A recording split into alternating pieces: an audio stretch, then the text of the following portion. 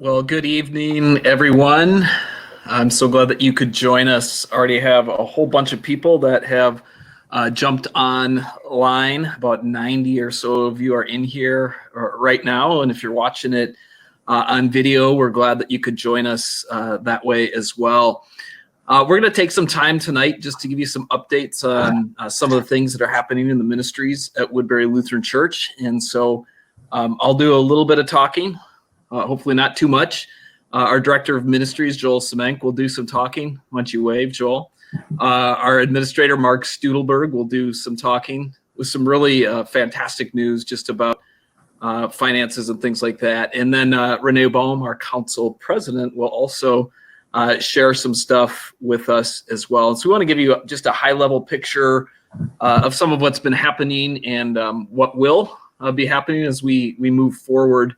It was interesting today. We had a bunch of different meetings with staff, and we came to the conclusion that the reopening and figuring that whole process out and what that's going to look like is going to be more challenging than it was to close, so to speak. And that all happened in about a day and a half period as we were recounting that whole thing on a Friday afternoon to getting a service ready for the weekend. But as we think about the challenge of coming out of this, God is certainly doing some stuff, and we're excited to see where He's going to lead our church. I wanted to share with you just one scripture verse that's been carrying me these last few days. It's from 1 Peter 5. Give all your worries and cares to God, for He cares about you. Give all your worries and cares to God, for He cares about you. There are times when Bible verses are cute little sayings that we pull out and kind of make us smile. And then there are times where they mean the world to us. And this is one of those times as I think about this verse and all the worries and anxieties. You probably know it that way. Cast all your cares and anxieties on the Lord. There's lots to be anxious about these days. And that anxiety is real, and the questions are real, and the things that we're feeling are real. And so we don't just dismiss them. They're a part of it. That's what I love about this verse. Peter doesn't say none of that's real, buck up, try harder, what's your problem, just be happy. But instead, he reminds us that God cares about us. And that's been at the heart of what we've been trying to do just ministry-wise is sharing the care of Jesus with everybody in our congregation. So hopefully you've gotten multiple phone calls, multiple check-ins from staff, elders, your small groups, those kind of things. We're just really trying to connect with people, and I'll talk more about that here in a minute. But I just wanted to take a few minutes here, give a couple big updates. I think Joel's going to pull up some slides for me, and I'll make my way through them. There we go. And then maybe you three can hide yourselves from video for a little bit. Not that you're not pretty. So there has been some changes, right? I think this is all the way at the end. So I'm going to go back to the beginning, or Joel's going to get me to the beginning, because those were not my slides. The first snafu of the evening has commenced. One of the things, again, that we've been leaning into is how do we continue to provide ongoing ministry. And so early on, I told our staff, we're not canceling anything. I don't want to hear that language. We're not going to use that language, but instead we're repurposing, we're refocusing, we're figuring out what is next. There we go. And we're using this time to really dive deeper into where God is leading us as a church. And of course, our vision, there it went, left me again, Joel. Our vision is what drives what we're all about. And so whether that means we're meeting together in buildings or in homes as small groups and those kind of things, the vision is always what's going to continue to guide us. So the heartbeat of our church is the whole idea of multiplying disciples and transforming lives. And as we've been continuing to do that in this new way, the support that we've been receiving has been truly incredible. And so I could show you a stack about this high of notes and letters that we've received as people, you have been sending in your offerings and so forth, and they've just been filled with support. And so I'm very grateful for that. I want to continue to thank you for that incredible support. It means the world to me and our staff, and that's been awesome. Another thing that's been really, really great through this is strong connection with our church council, and especially our lead elder. You know, we've got about 30 elders now, and they've been doing a great job of connecting with folks and just making sure that we're being prayed over and keeping an eye on the spiritual health of the congregation. But that lead elder is Larry Hall, and he's done a great job, and he sits on our church council. And so early on in this, I think we probably had 2 or 3 Zoom calls very early on with church council, just to talk about direction that we were going, get feedback around ideas we had, especially financially and so forth. And they were awesome. And so I think our structure really allows us to make decisions quickly, but not in a vacuum and not without feedback from our really key stakeholders and our leadership positions. But our church polity now has allowed us to navigate this time, I think, really, really well. Another thing that we talked a lot about was how do we keep our staff whole and working? And that came out of council as well. And so we haven't been in the office now for, I don't know, 3 weeks, something like that, since Governor Wallace gave the stay at home. And as that's happened, we really have raised this emphasis on connections and care. And so we're continuing to figure out, you know, what does the staffing structure look like going forward? Mark's going to talk in a bit about the CARE Act, and that helps with keeping staff whole for a while here. But staff's done a great job of jumping into new areas. And it's interesting, it kind of mirrors the culture. You know, there are some areas in staff where the workload's really gone up, other areas where it's kind of gone down. And so we're trying to do some even cross department work and people jumping in and helping one another in those areas. So those are 3 just, you know, kind of bullets of stuff that's been happening, maybe a little bit more behind the scenes that you might not see in front of you. One of the things that you've seen in front of you a lot is the online worship.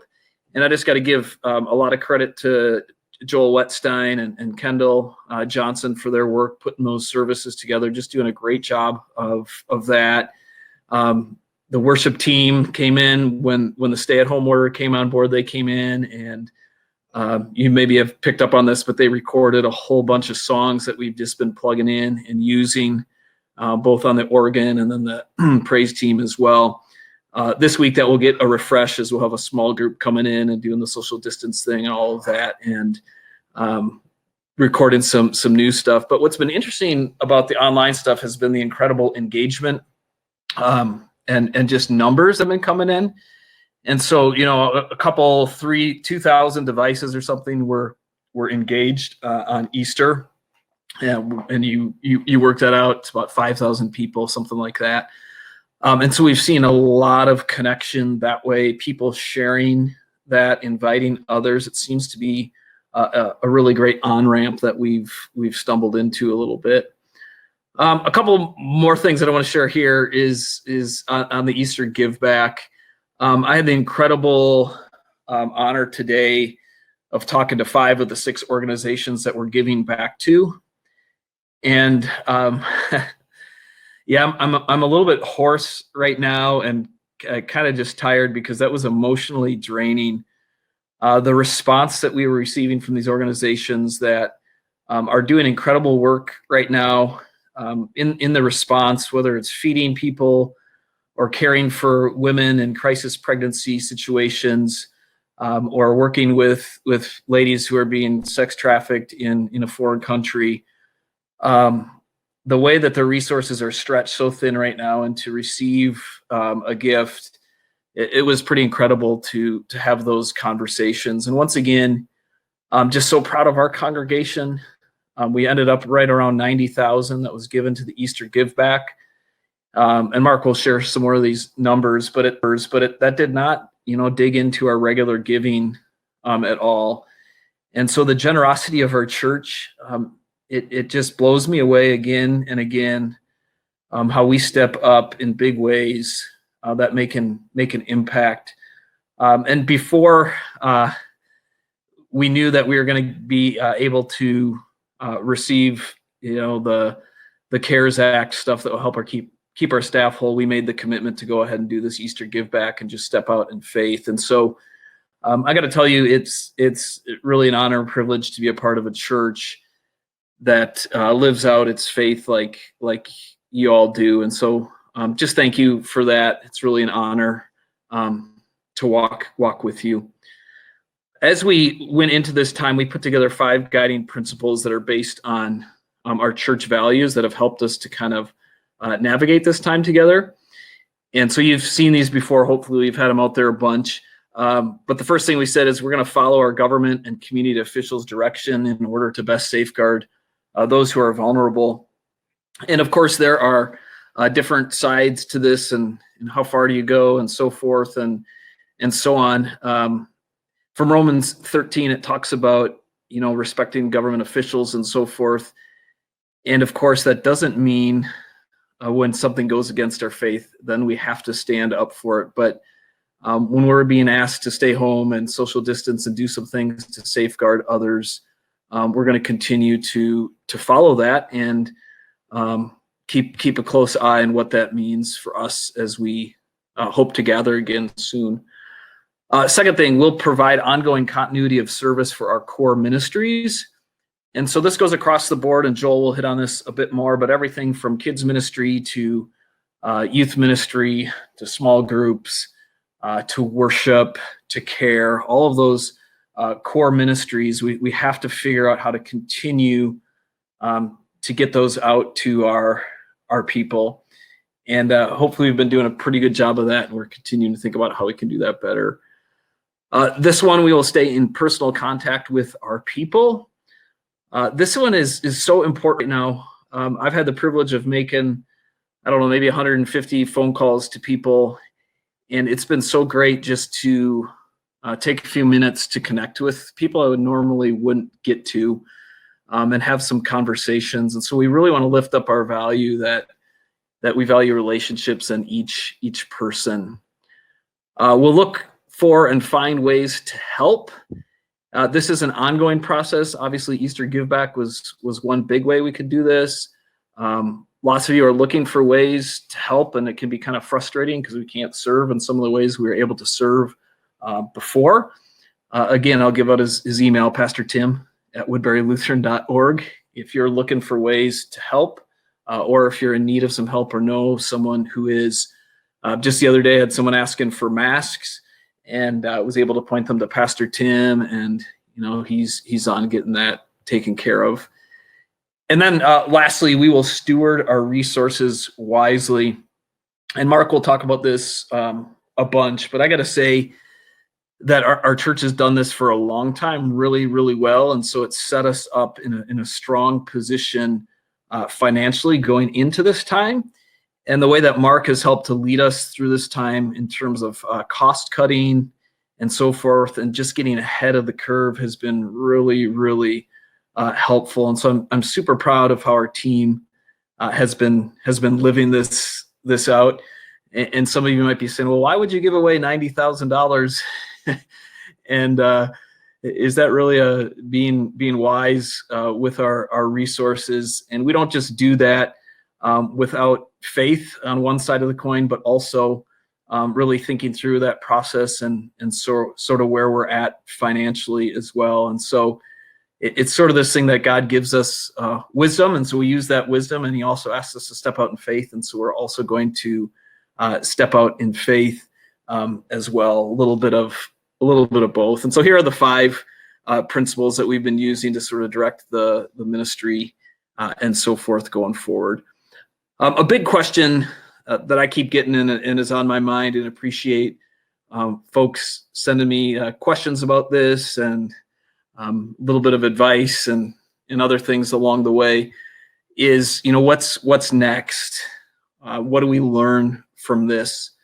What looks different in ministry going forward? How does this impact our multi-site strategy to carry out our vision? And those are all questions that certainly as staff we're wrestling with.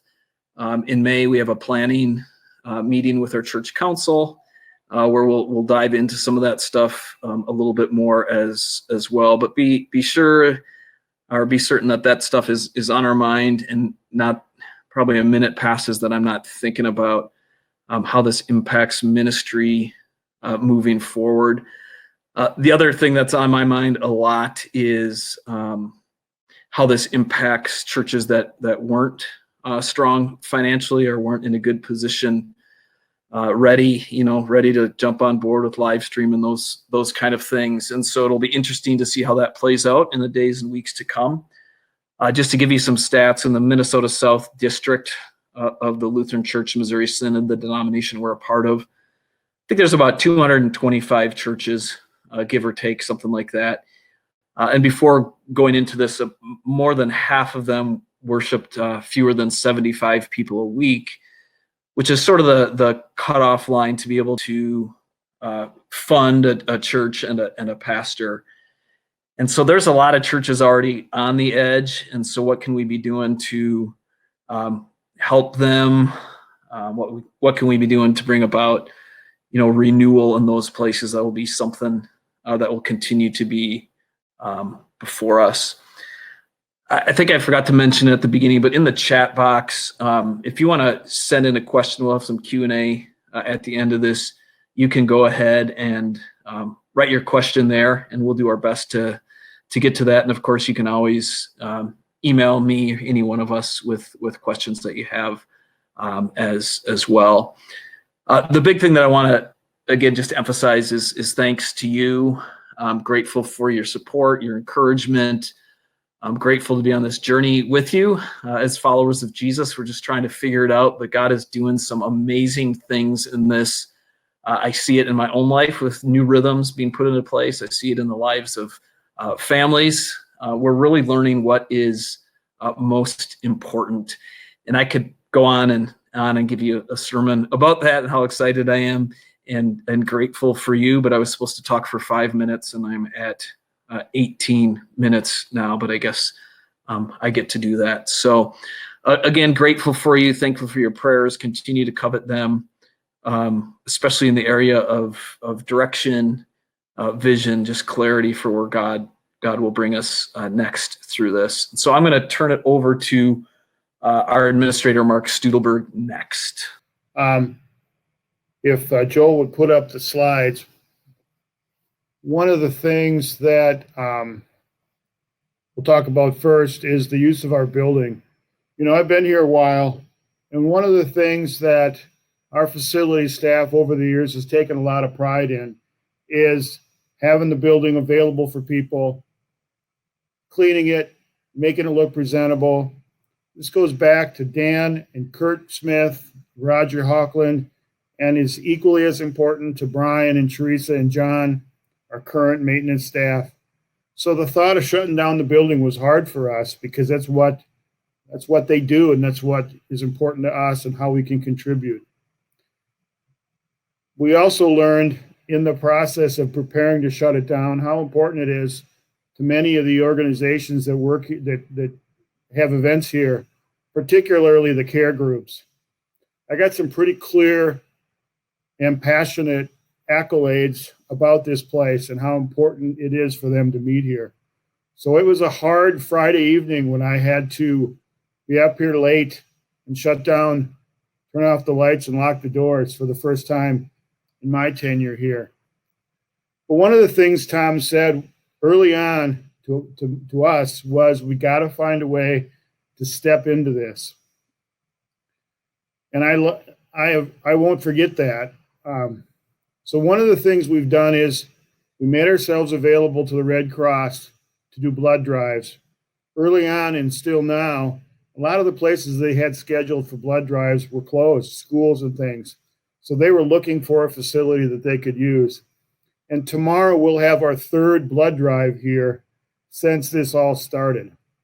And I anticipate that we'll continue to make ourselves available till they don't need us anymore. The other thing I'm kind of excited about is we have a strong relationship with local law enforcement.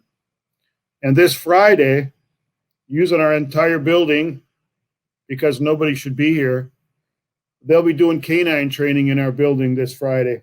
We'll be putting up signs, but please don't come into the building because you'll be surprised. But it's nice to be able to use the building for purposes like that while we can. From the financial side, like Tom said, we started 2020 in a great position. Now, that didn't happen overnight, and it didn't happen by accident. It happened because of your generosity over many years. It happened because we had good leadership through many church councils and elders supporting the concept of getting ourselves in a good cash position, covering our restricted funds, and having some cash on hand for, frankly, for events like this. So we started in a great position. But then when this all happened, I felt like we immediately needed to start thinking about how can we reduce our expenses, because then we really didn't know, frankly, we still aren't sure how this is going to all pan out 3 months, 6 months, 9 months, 12 months down the road. So we did some things really proactively, really early on. We canceled capital projects. We do a lot of those during the summer. Roofs potentially, lighting projects, parking lot projects. We just stopped all of those and told our vendors why, and they were understanding and supportive. We contacted our mortgage company and talked to them. I found out later we were the first customer to contact them and ask for our options for paying our mortgage. Now we're way ahead in paying off our mortgage. We're 3 or 4 years ahead of the game because we've been paying it off ahead of time, making extra payments. So within a couple of days, they came back to us and said they would give us 3 months where we just pay our interest. That'll be up till July.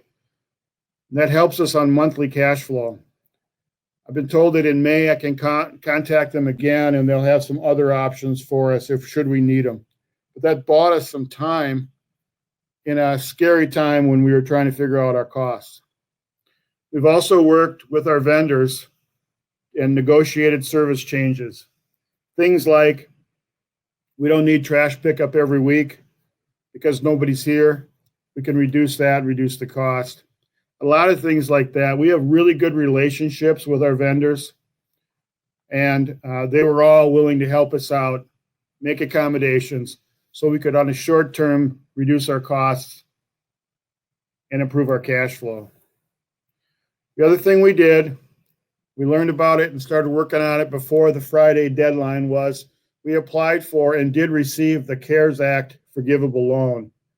That provides us with 2 months of payroll for our staff as long as they stay employed. So that really buys us a couple of months of time to figure out what's going to happen, how things are going to change, and where we go from here. Where are we now? Well, we've got some good news to report. Like Tom said, our online giving is up. We have 155 new givers this year, and we are up online giving-wise 87% over the same period of last year. That doesn't mean our giving is up 87%, but our online giving is up. And that just, online giving just helps us plan more long-term. So it's really a helpful number to know. Our contributions so far this year in the first quarter, even with few weeks in the first quarter were part of this whole crisis, they're really close to the 2019 first quarter, just about $10,000 below, which is really nothing. So that's good news. Our contributions are holding pretty well. We don't anticipate that necessarily is going to happen the rest of the year. On the downside and the challenging side, our expenses are about $75,000 higher than our income so far this year. So on a cash flow basis, we're just a little bit behind there. That's pretty normal for this time of year. We usually run a little behind all year and make up for it at the last couple of months of the year. So not a big worry, but it's something we need to pay more attention to now than we ever have, not knowing for sure what's going to happen the rest of the year. And looking beyond the rest of the year, I know Tom alluded to it. We're evaluating. We've already had conversations about ministry and staffing needs, trying to anticipate what things are going to look like in the fall or what things are going to look like this summer. Trying to evaluate our operating costs. We've really cut to the bone right now. We know we can't do that forever. For example, I just got the invoice for our electricity for this past month. It's 50% of what it normally is. Well, when we come back to this building and start using this building, that cost will go up again. So we'll have to figure out those kinds of things. And then just planning, like I said, planning for what the future looks like 3, 6, 9, 12 months down the road. So that's my piece. And hopefully that gives you a little insight into what we've been doing and how we've been spending our time. I think I turn it over to Joel now. Yeah, that is right. Let's see if I'm smart enough to figure this out. Hey, everybody, welcome. So glad you guys could be with us tonight. From my role as Director of Ministries, I just wanted to talk a little bit about, well, let me put it up on a slide and show you. Oh, I'm not good enough to do that. Here we go. A little bit about this, how to do ministry when we can't be face-to-face. The thing about church is we like being together. That's part of what it is. It's the people. We say that all the time. It's not the building. It's the people. It's the relationships. It's the connection that we make and have with one another. And when we can't do that face to face, when it has to be long distance, it's difficult and doesn't feel right inside of us. You maybe are like me and just kind of longing for those days that we took for granted. So many Sundays, so many weekdays when we are all able to be together. A couple times that we have been in the sanctuary at Valley Creek recording worship songs for the live stream, I find myself looking around the room at where you all sit, because I know where you all sit, and imagining you in your place and how you're singing along and they're with us on a normal Sunday, but it hasn't been that way. It chokes me up a little bit to imagine you there and to not see you in your smiling face. But ministry continues as we have moved into this and continued with our guiding principle of continuity of service and to maintain contact with our people. Ministry is rolling on, and it's the same stuff. It just has some new tools that we're making use of to make it happen. Let me show you some pictures. If you were in the waiting room to get in tonight, you saw some of these, but let me just show you a little bit behind the scenes, some stuff that's going on. This is our worship production, some pictures of that being worked on. You see up in the upper left there, that's Kendall's screen that he works with to put all the pieces together to make worship happen. And there's John Studelberg, one of our camera operators, standing by to make sure the camera's cut. And then we have a young lady who gets to watch worship happen. But all of that and so much more goes into making that happen every Sunday. Tom said it, and I'll echo it too. Just a big hand clap and pat on the back for these guys, Joel and Kendall and the whole team that have been working so hard to bring great worship. And it's of course, this happened during Lent, so it wasn't just a weekend service, but it was midweek services and then Holy Week services as well. So all kinds of extra stuff, and these guys have just been working real hard. And the feedback we've had from you all is that this has just been very meaningful for us to be able to gather this way. So we're thrilled about that.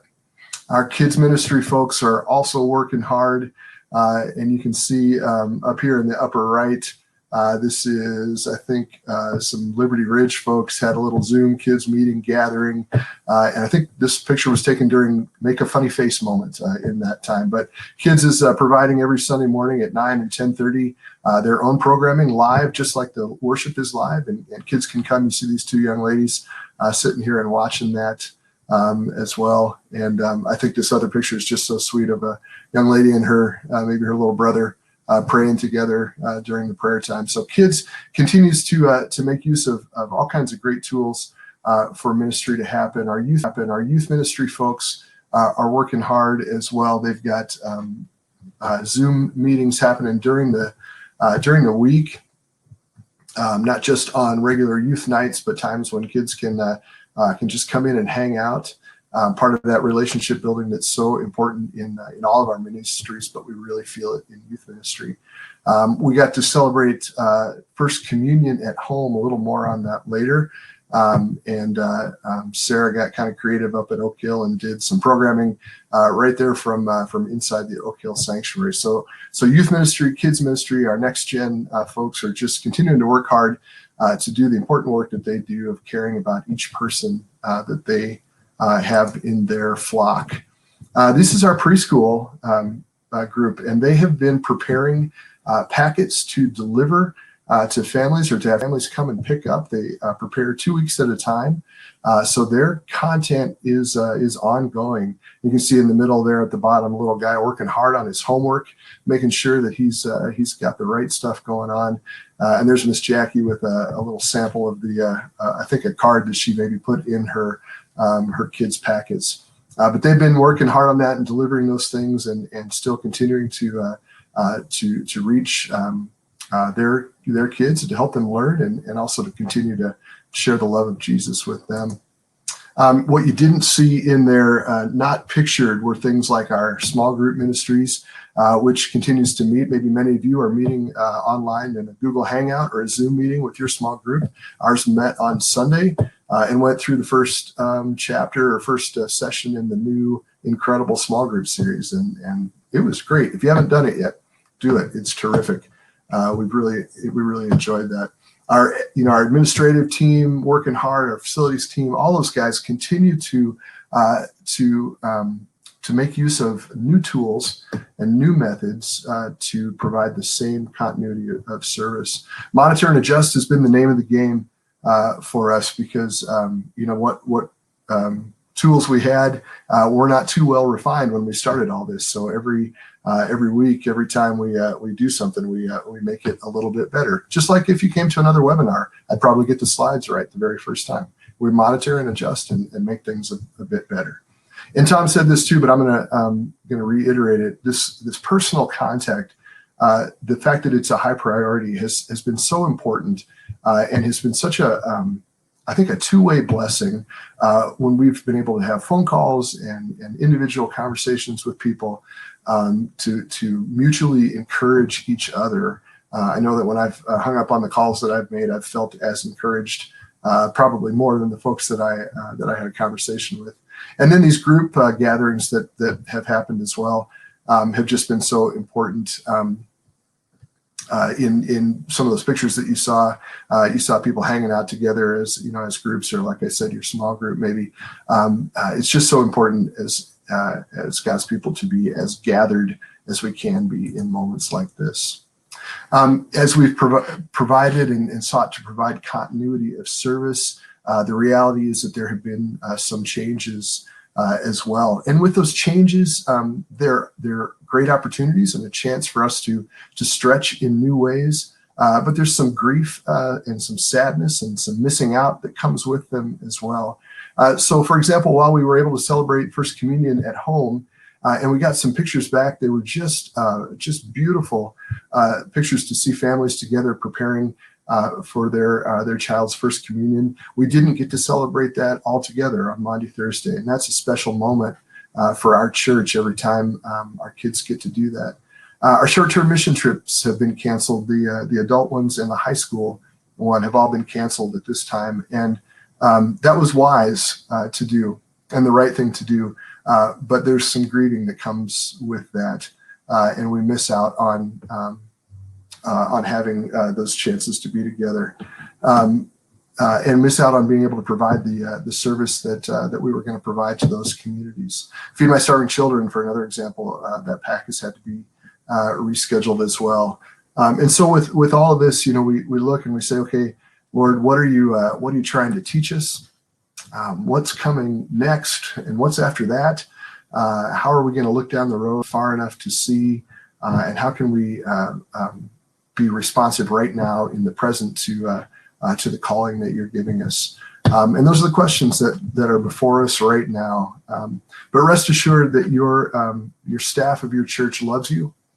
They're working hard to provide as good a ministry as they can, and they do that because whether it's online or face-to-face, their deep desire is that you would know the love that your Savior has for you, and that you would know that Woodbury Lutheran is a place where you receive that and hear that truth over and over again.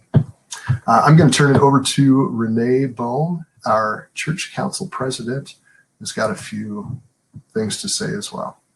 I'll just pick up a little bit from where Joel was leaving off while Renee's getting back in. I think one of the biggest challenges that we've been facing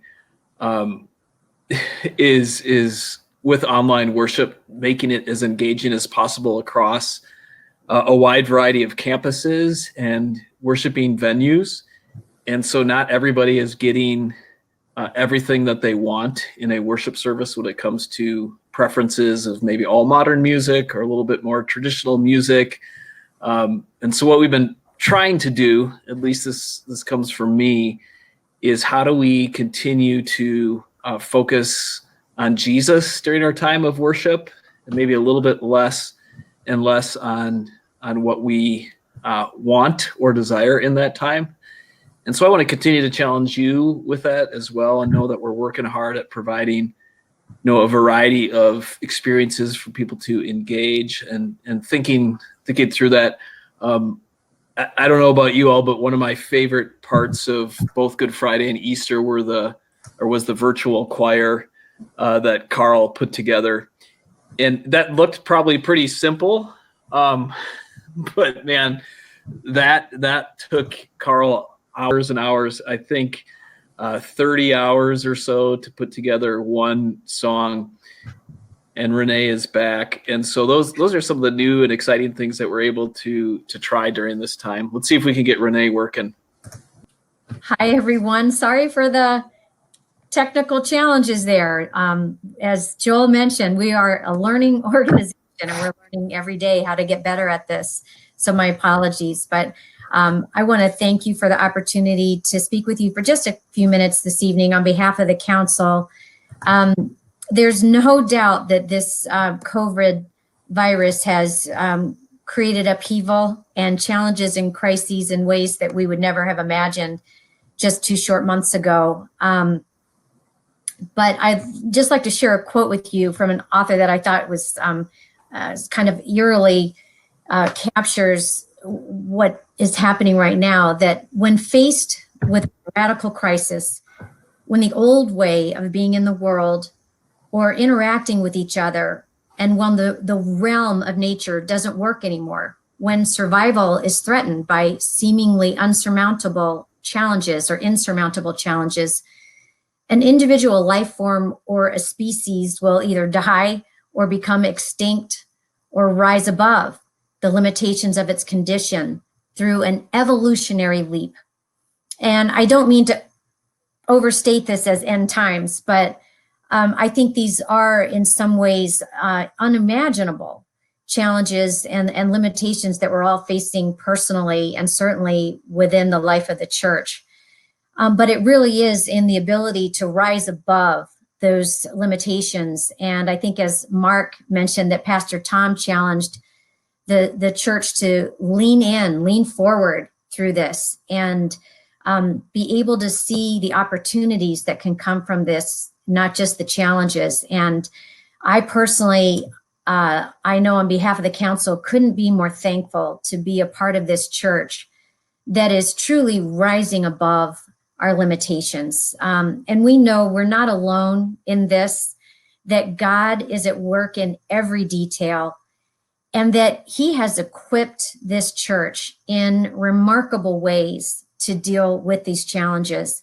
When I think of the right people that we have on our staff today, and just in the last couple of years, the talent across the board, from our pastors to our technical staff, our missional staff, our musical staff, and the amazing talents that they have, not only in the in-person world, but in the virtual world, is just phenomenal. The technology that we are equipped with today that we didn't have even 2 years ago or 5 years ago, that God has equipped us with to stay connected with each other.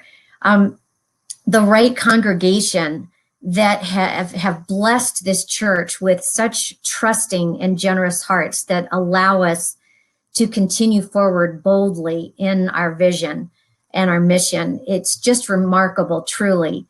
Who would have imagined that just 2 months ago that we would have today this amazing virtual choir and praise band?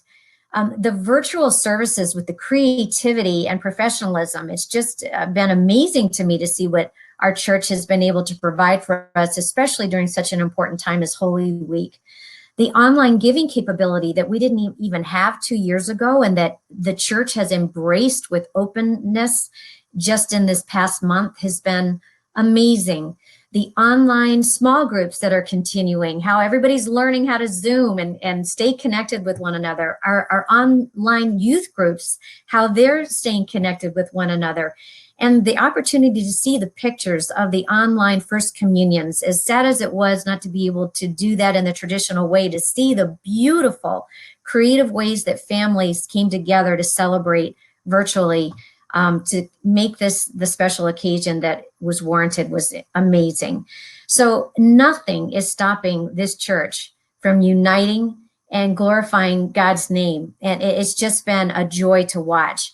But I also wanted you to know that behind the scenes, I know I speak with one voice from the council by how much we have been impressed by Pastor Tom and the entire staff for how proactive they've been. I think you can see from Mark's presentation every effort the church has made to stay in front of this situation, to be as proactive in every possible way that they can be, to be consistent in their communications. We're having weekly, if not daily, emails, virtual meetings, making sure that we're staying on top of federal and state regulations, being compliant, being safe, but also thinking ahead from a fiscally budgetary standpoint, just looking at every possibility. The pastoral staff and is just monitoring weekly where they are with the budget, thinking about all kinds of scenarios, because nobody knows how this is going to unfold. There's not a facet, I think, of the human species right now that isn't trying to figure out where this is going and how it will affect us. But this staff is really thinking about every conceivable scenario they can, and looking out ahead, as you can also heard from Pastor Tom and Joel, that they're already thinking about beyond the COVID world, or as we start to ease back in, or even in a year or 10 years from now, how does the world look differently post-COVID? We will have a strategic planning meeting next month, and all kinds of conversations you can imagine will be happening to continue to think and plan and estimate as best as we can where we see the world unfolding, and potentially the new opportunities that opens up for the church, both to continue in the vision and mission, that we already have, but to also consider new and different ways, new opportunities that this creates for us.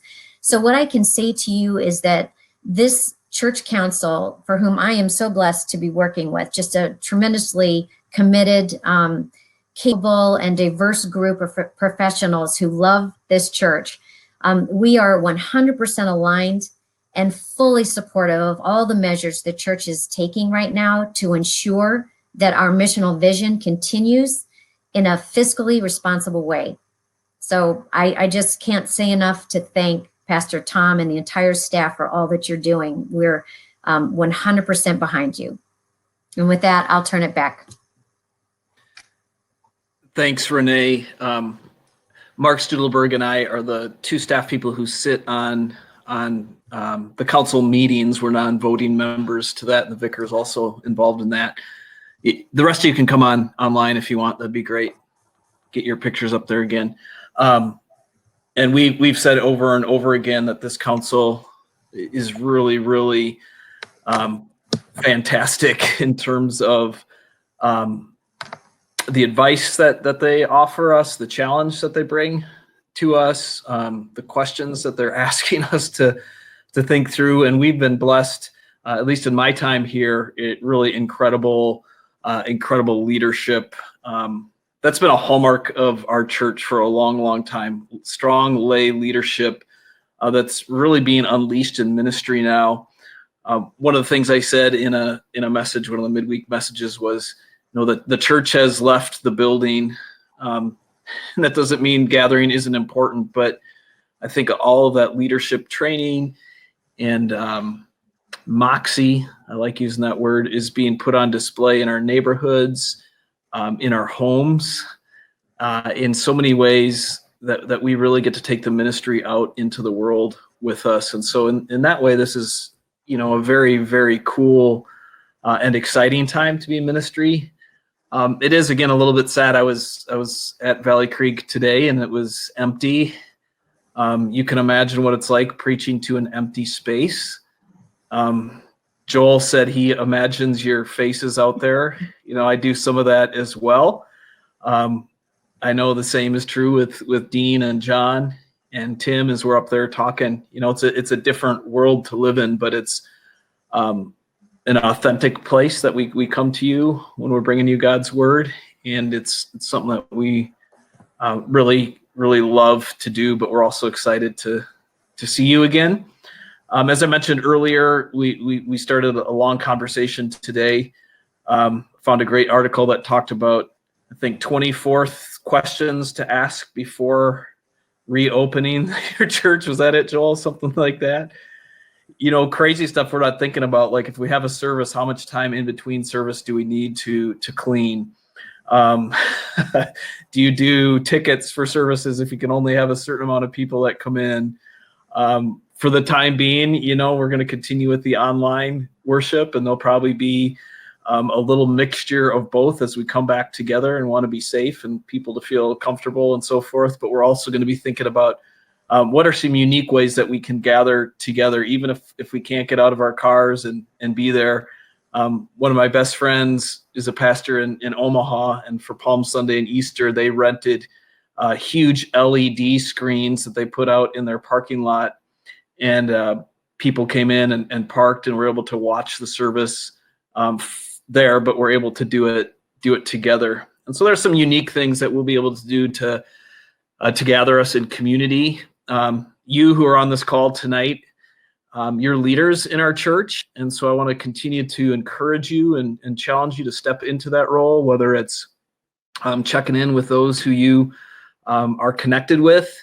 You can pick up one of the church directories too, or open up My WLC and just make some phone calls and check in on people. It'd be fantastic. If you've got thoughts or questions, things for the four of us, you can type in a comment right now. I don't know if any questions have popped up that way, but certainly we're available as well through email or phone calls or whatever to talk through whatever questions or concerns that you would have. I would echo what Renee was saying. Mark and Joel have done a fantastic job of leading through this process. The way that our structure is set up staff-wise, the three of us kind of sit at the bottom, and everything comes up then through the three of us to the rest of the ministry departments and team leads. And so those two guys have been there every step of the way for me, and I just appreciate that. Appreciate Renee's availability and church council's availability. We've done probably 3 or 4 calls at 6:30 in the morning over the last couple of weeks just to connect in, and so that's been fantastic. I see a couple of questions popping up. Besides helping out on the pastoral ministry list, is there anything else that can be done from home? I know there's a group of folks who've been making masks, and we've been starting to distribute them. There's a need for that. Lindis Vanderloo is a connect on that, and some of our quilting ladies and mitten ladies have been working on that. That would be one thing that might be available from home. I think continuing to go ahead, Joel. Yeah, we're also going to send a box full of masks up to Cake, Alaska, since we can't send a mission team up there. They have a need for those. So if you've got sewing skills and want to throw some masks together, Brad Miller is the guy to get in touch with, millerb@woodburylutheran.org, and he'll make sure they get there. One of the things I've seen from home too, Lynn, that's been really awesome are these chalk messages on your driveway and stuff. It was funny, Steph put he is risen on our driveway and live.woodburylutheran.org and all the worship times. And I had a couple people as I was out grilling on my front driveway so I could see people that stopped and chatted and said, "Oh my gosh, yeah, we'll try that church. We've never been there before." I'm like, well, we're right down the block from here. I live in Stone Mill, about 2 blocks from Liberty Ridge. So those encouraging messages and things like that are some things that you can be doing. Barb asked, how can we pray for you? Again, I think really the big thing for me right now is just vision and clarity if we're going ahead. You could pray for health and safety for our staff, that we'd continue to stay healthy. We've been blessed by that.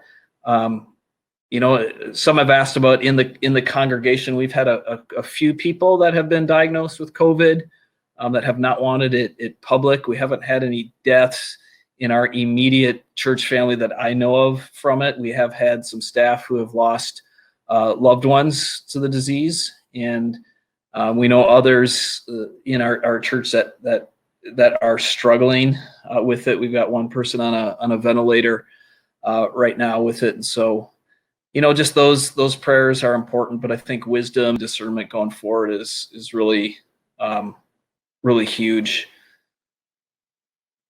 I'm going to throw it back to you all for like a 1-minute wrap up kind of final statement, and then I'll close this down with a prayer.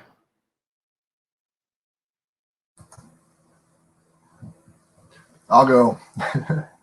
Yeah, I think for me, it's just an ongoing thank you for the way that you have continued to show up, your words of encouragement. I moderate the chat at 9:30 on Sunday mornings, and just to see you chiming in and being encouraged by the worship service, that encourages us. Does that make sense? And when you share those things with us, the little notes that come in the mail with your checks and things, all that stuff just means so much to us, especially when we don't get to have the back and forth and get that kind of feedback. So thank you for that. Your ongoing prayers are so important and really coveted by us at this time. So yeah, so that's what I'd say. Mark, what would you say?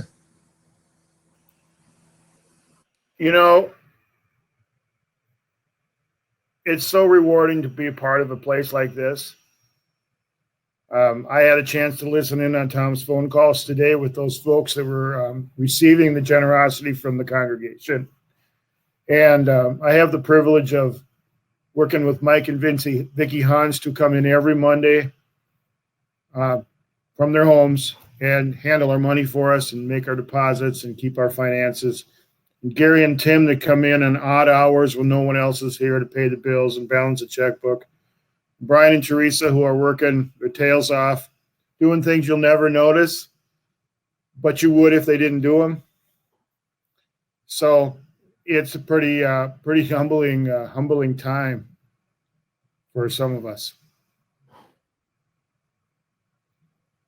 So thank you.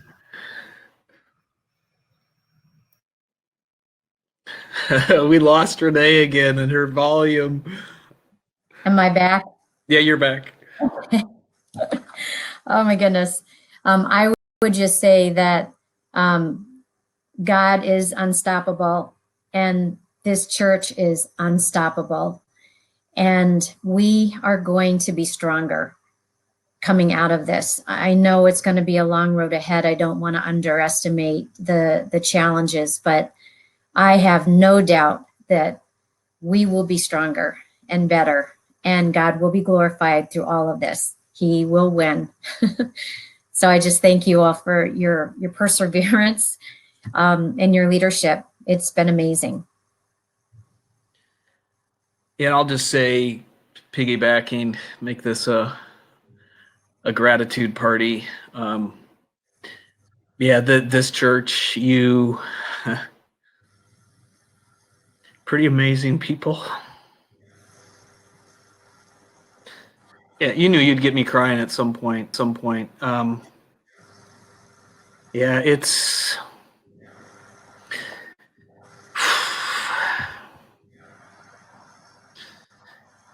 you don't want to miss Sunday. It's going to be Kendall's going to do some magic with my mutterings around being able to share your generosity, and you will once again be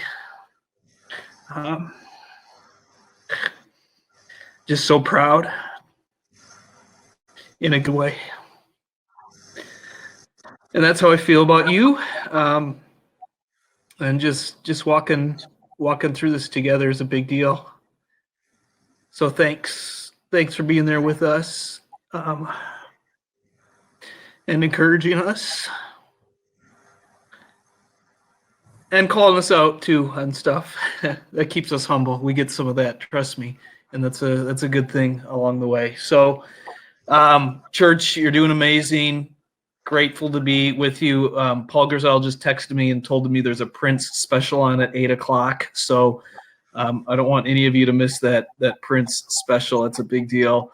But that value that we are better together, that was instilled in us, 52 years ago, it lives on today. And as Renee said, we'll come out of this stronger, not because we're smarter than everybody, not because we got great leadership, but because Jesus is the leader of our church. And we'll just keep following him. So I'm going to pray, because it's weird to cry when I can't see anybody except for Mark and Joel and Renee. So I'm going to pray. Father, thanks for tonight. Thanks for the incredible team that you have gathered at Woodbury Lutheran Church. And by team, I mean all of us, not just staff people, not just folks who serve on council, but everybody who makes up the body. Paul is really clear that we are one body with many, many parts. And although we all play a different role, each of us is necessary and important to carry out the vision and mission that you have so clearly given to us, to go and multiply disciples and transform lives. So by your Holy Spirit, lead us and guide us and show us what that looks like in the days and weeks and years ahead, all to your glory. We pray this in Jesus' name. Amen. All right, everyone, have a great night. See you at the Pastor's Roundtable tomorrow at 7:00. If you want to ask us some really hard theological questions, be there.